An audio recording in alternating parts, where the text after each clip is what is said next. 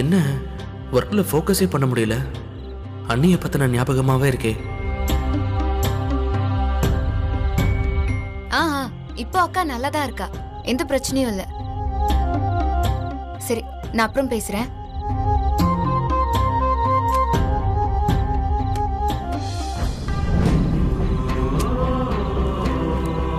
நாம தான் அதை நினச்சி கவலைப்பட்டு இருக்கோம்னா இந்திராவும் அதே தான் நினச்சிட்டு இருக்கா. சரி, நமக்கு அண்ணின்னா அவளுக்கு அக்கா இல்லை.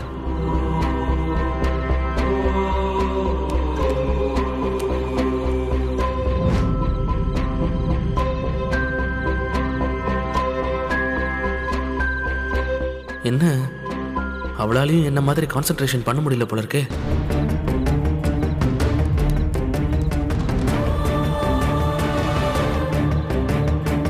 பேசாம அவகிட்ட சொல்லிடலாமா?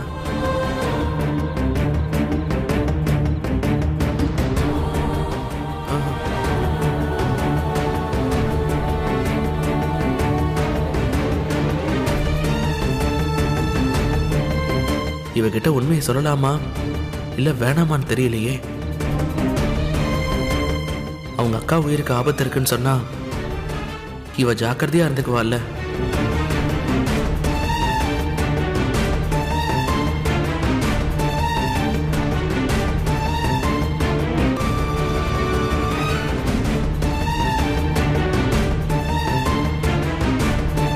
அப்படியும் சொல்ல முடியாது. நம்ம குடும்பத்தில் இருக்கவங்க தான் செய்றாங்கன்னு அப்படியே திருப்பி போட்டாலும் போட்டுருவா. ஏற்கனவே அவளுக்கு நம்ம ஃபேமிலியில யாரையுமே பிடிக்கல.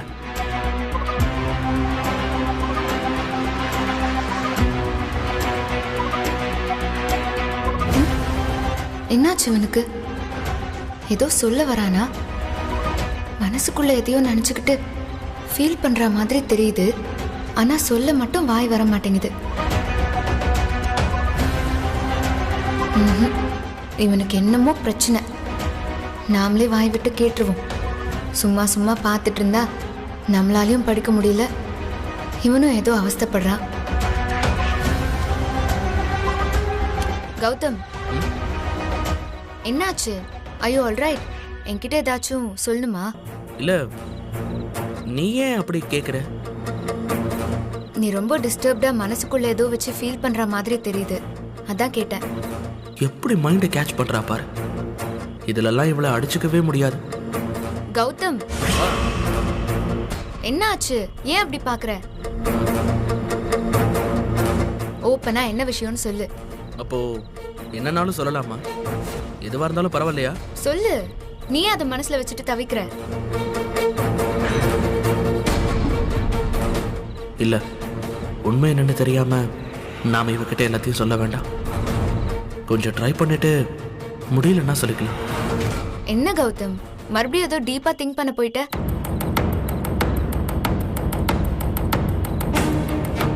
இல்ல இந்திரா, தெரிஞ்சோ தெரியாமலையோ ஹஸ்பண்ட் அண்ட் ஒய்ஃபா தோ இங்க வந்து உட்காந்துருக்கோம். டிவோர்ஸும் ஃபைல் பண்ணியாச்சு. இதுக்கப்புறம் உன் லைஃப் எப்படி இருக்குன்னு திங்க் பண்ணிட்டு இருந்தேன்.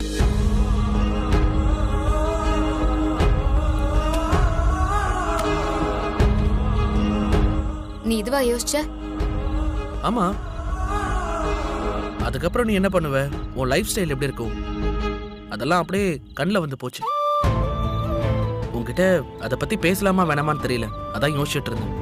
நீ என்னை பத்தி இவ்ளோ யோசிச்சியா? ரொம்ப சர்ப்ரைஸா இருக்கு.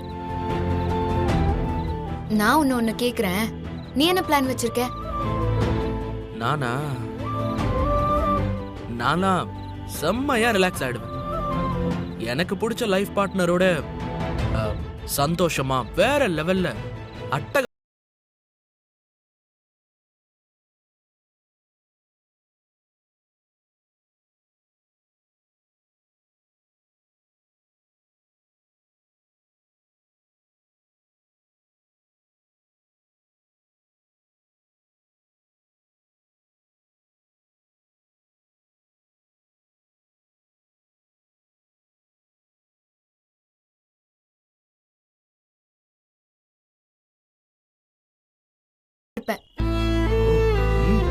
அதான் அதான் எப்படின்னு கேக்குறேன். எப்படின்னா எனக்கு என்னோட ஸ்டடீஸ் இருக்கு. ஃபேமிலி டென்ஷன் எல்லாம் இல்லாம நான் ஃபுல் கான்சென்ட்ரேஷனோட மெரிட்ல ஐஏஎஸ் பாஸ் பண்ணிடுவேன். நம்ம ஸ்டேட்லயே போஸ்டிங்கும் வாங்கிட்டு வந்துருவேன். நிறைய ஏழை குழந்தைங்க இருக்காங்க, ரொம்ப கஷ்டப்படுறாங்கல்ல. அப்புறம் அவங்களையெல்லாம் நான் படிக்க வைப்பேன். நிறைய பெண்டிங் ஒர்க்ஸ் எல்லாம் முடிச்சு வைப்பேன். நானும் ரொம்ப ஹாப்பியா இருப்பேன்.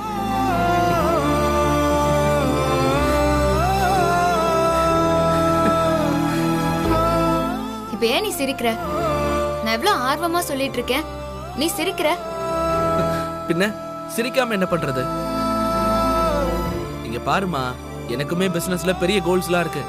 இது சோஷியல் லைஃப். நான் கேட்டது உனக்குன்னு இருக்கிற பர்சனல் லைஃப பத்தி.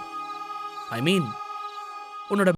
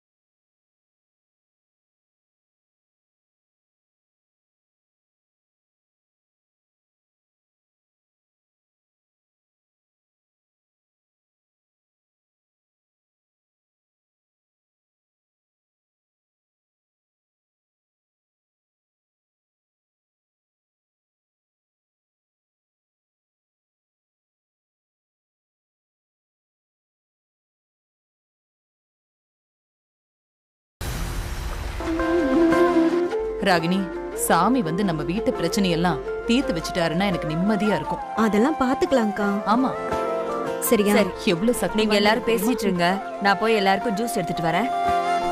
அக்கா இருங்க, நானும் வரேன்.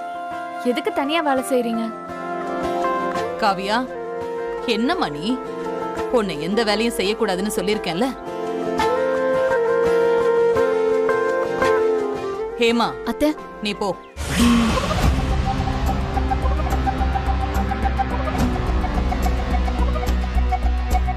யாரும் ஹெல்ப்புக்கு வேண்டாம் அத்தை, நானே போய் எடுத்துட்டு வந்துடுறேன்.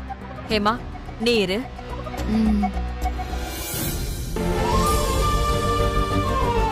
ஜெயா, சுவாமிஜி வரும்போது நம்ம ஏன் எல்லாரும் ஹால்ல உட்காந்து பேசக்கூடாது? எனக்கும் அதுதாங்க சரின்னு படுது. சுவாமிஜி வரும்போது எல்லாமே சரியா இருக்கணும். அப்பதான் நமக்கு இருக்கிற சந்தேகங்களை எல்லாம் அவர்கிட்ட கிளியரா கேட்க முடியும். அம்மா, போன முறை மாதிரி எதுவும் இல்லைல்ல? நல்ல சாமியார் தானே? நல்லா விசாரிச்சீங்கல்ல? கௌதம், எல்லாம் கன்ஃபார்ம் தான், ஒன்னும் பிரச்சனை இல்ல. இப்பெல்லாம் எதுல டூப்ளிகேட்னு விவசாயே இல்லாம போச்சு.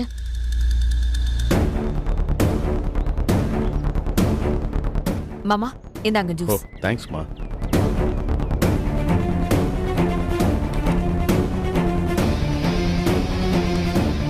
தேங்க்ஸ் அண்ணி.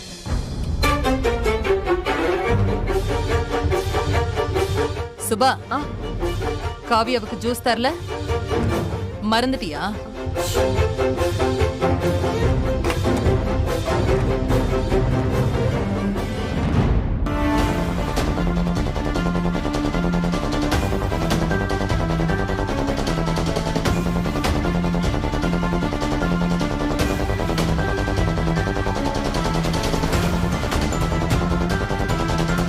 சுபா, அத்தை, இப்பதான் கொஞ்சம் டெஸ்ட் பண்ணிருக்கேன். இன்னும் கொஞ்ச நேரத்துல எனக்கு எதுவும் ஆகலனா காவியாக்கு கொடுக்கலாம் அத்தை.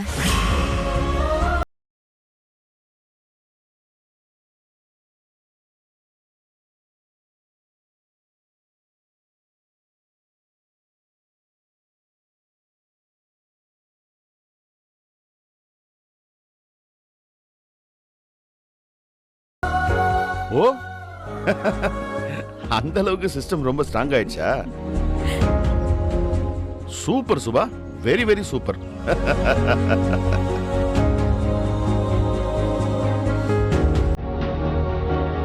பாத்தியா? சரிக்கா, சுபாக்காக்கு உன் மேல ரொம்ப பாசம் அதிகம்தான், நான் ஒத்துக்கிறேன்.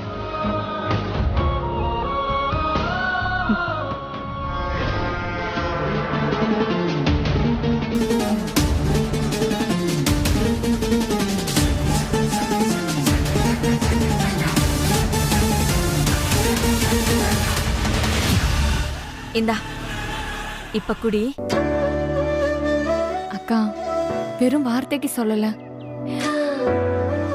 என் அம்மா கூட என்னை இப்படி பார்த்துப்பாங்களான்னு தெரியல. அதெல்லாம் ஒண்ணு இல்லம்மா. இனிமே என் கண்ணையே நான் நம்ப போறதில்ல. ரொம்ப ஜாக்கிரதையா இருப்பேன்.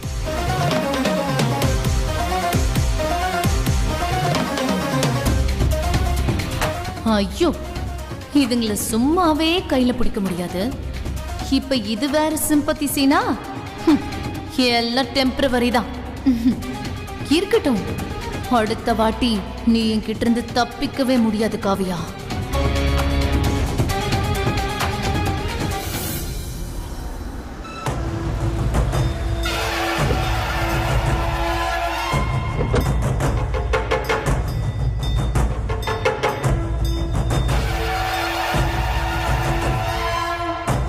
இந்தாங்க. வணக்கம். வணக்கம் சுவாமிஜி. வணக்கம் சாமி. வணக்கம். நீங்க எங்க வீட்டுக்கு வந்தது நாங்க செஞ்ச புண்ணியம் சாமி. எல்லாம் நல்லதாகவே நடக்கட்டும். அனைத்தும் நீயே. வாங்க சாமி, உள்ள வாங்க.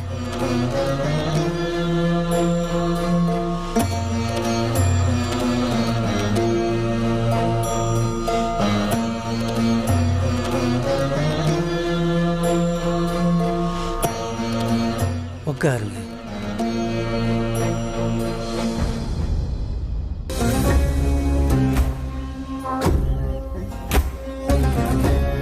சுபா, அத்தை, சாமி இந்தாங்க. அதுல எங்க குடும்பத்துல இருக்கிற எல்லாரோட ஜாதகமும் இருக்கு சாமி, பாருங்க.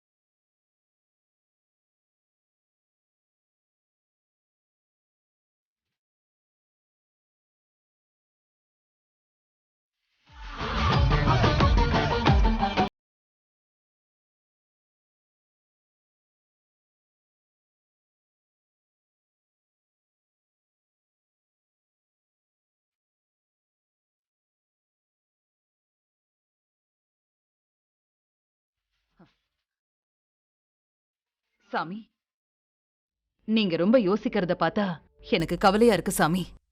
கவலைப்பட்டு தாமா ஆகணும்.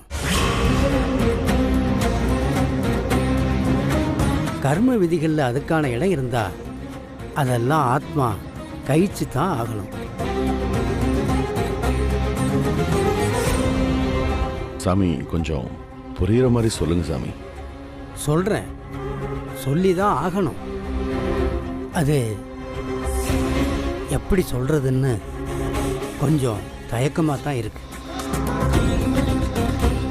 அதுக்கு முன்னாடி சில கேள்விகள் கேட்குறேன், அதுக்கு நீங்க பதில் சொல்லுங்க. சொல்றோம் சாமி. வீட்டில் பெண்கள் உயிருக்கு ஏதாவது ஆபத்து வந்ததா?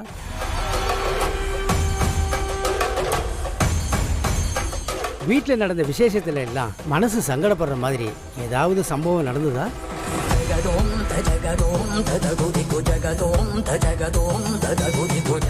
கோயிலுக்கு பூஜை போட போய் ஏதாவது தடங்களாச்சா? ஆமா சாமி, எல்லாமே நடந்துச்சு. என்னால இந்த துக்கத்தை தாங்கவே முடியல சாமி. உங்க குடும்பத்துக்கு வாரிசு தடை இருக்கேம்மா.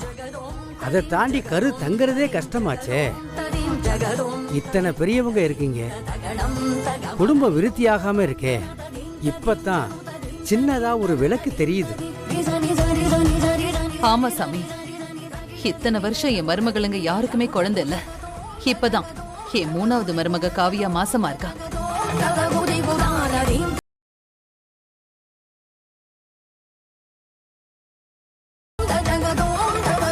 சாமி, எல்லாத்தையும் அப்படியே கண்ணெதிர பார்த்த மாதிரி சொல்றீங்க. எங்க கஷ்டத்துல நீங்க தான் சாமி போக்கணும். வாரிசு வந்துச்சுன்னு சந்தோஷப்படுறதா, வந்த வாரிசை காப்பாற்ற முடியுமான்னு எல்லாரும் கவலையில இருக்கீங்க. அதானே? இதுக்கெல்லாம் யாரு காரணம்னு தெரியுமா?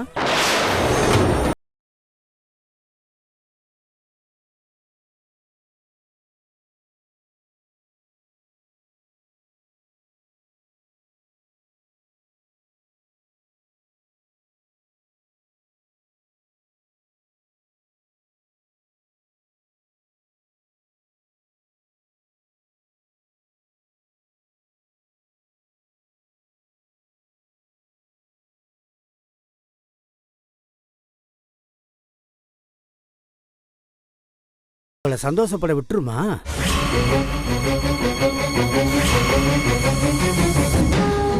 கெட்ட சக்தியா? ஆமா, உங்க வீட்டுக்குள்ளே நடமாடிட்டு தான் இருக்கு.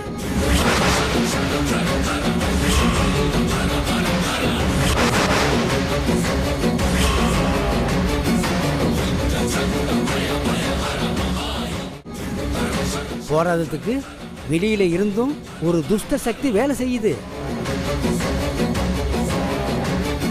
இதுக்கு நடுவுல உங்க மருமகளோட ஜாதக பலனும் நல்ல கர்மாவும் தான் உங்க குடும்ப வாரிசை காப்பாத்திட்டு நிக்குது.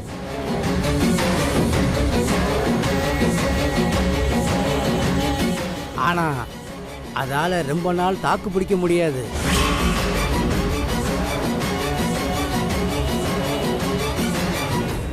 சாமி, அது யாருன்னு சொல்ல முடியுங்களா?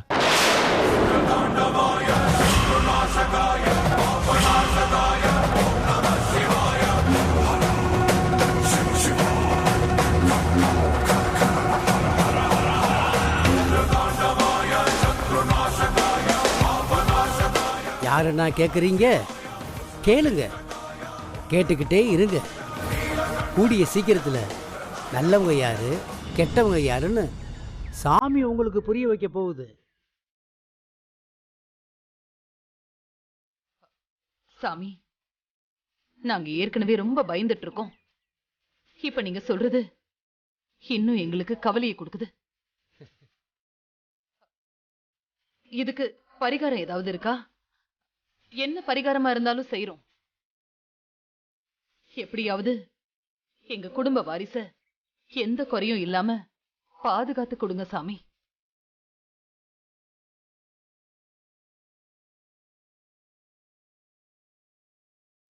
என்னதான் விதின்னு ஒண்ணு இருந்தாலும் நாம நம்மள வருந்திக்கிட்டு ஆண்டவன் கிட்ட ஒண்ணு கேட்கும்போது அது கிடைக்கத்தான் செய்யும். இதுக்கும் பரிகாரம் இருக்கு.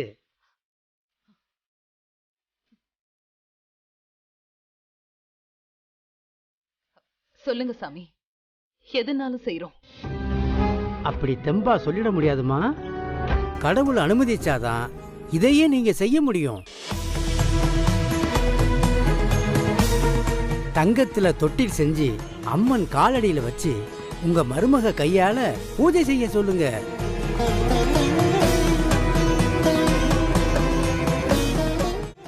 அதுக்கப்புறம் 21 பேருக்கு அன்னதானம் பண்ணிட்டு சாமி கும்பிட சொல்லுங்க. உங்க வாரிசுக்கு எந்த குறையும் வராது.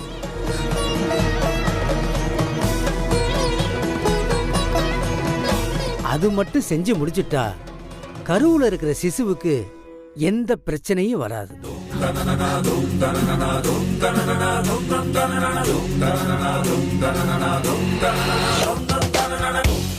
சாமி, கண்டிப்பா செஞ்சிரும் சாமி. அத்தை, சாமி கிட்ட எத்தனை நாளைக்குள்ள செய்யணும்னு கேளுங்க. சாமி, இந்த பரிகாரத்தை உடனே செஞ்சிடலாம்ல? நீங்க நினைக்கிற மாதிரி அது அவ்வளவு ஈஸியான வேலை இல்லை ஜெயாம்மா. இதுல 1008 தடைகள் வரும்.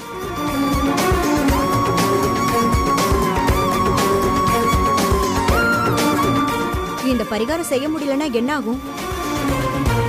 கெட்ட சக்திக்கு சத்தம் அதிகம். ஆனா நல்லது நடக்கும்போது அமைதியா நடக்கும். உங்க மனசை இதுல முழுசா ஈடுபடுத்தி செய்யுங்கம்மா. தெய்வம் துணை இருக்கும். கஷ்டப்பட்டாலும் இதை நல்லபடியா செய்யுங்க. கண்டிப்பா செஞ்சிடும் சாமி. எங்க எல்லாரையும் ஆசீர்வாதம் பண்ணுங்க சாமி.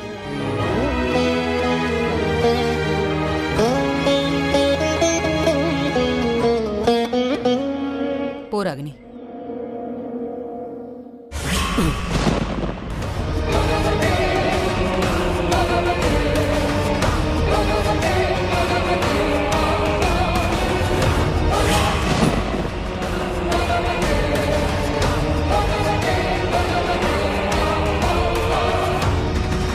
அம்மாடி, இந்த குடும்பத்தை நீ நல்லா பாத்துக்கிறேன்னு எனக்கு புரியுது. இன்னொன்னு நீ செய்யணும். சொல்லுங்க சாமி, கண்டிப்பா செய்யறேன். இந்த சாமி அறையில ஈசானி மூலையில இலுப்பை எண்ணெய் விளக்கேத்தி தினமும் கும்பிட்டு வா. கூடிய சீக்கிரம் உனக்கு நல்லது நடக்கும்.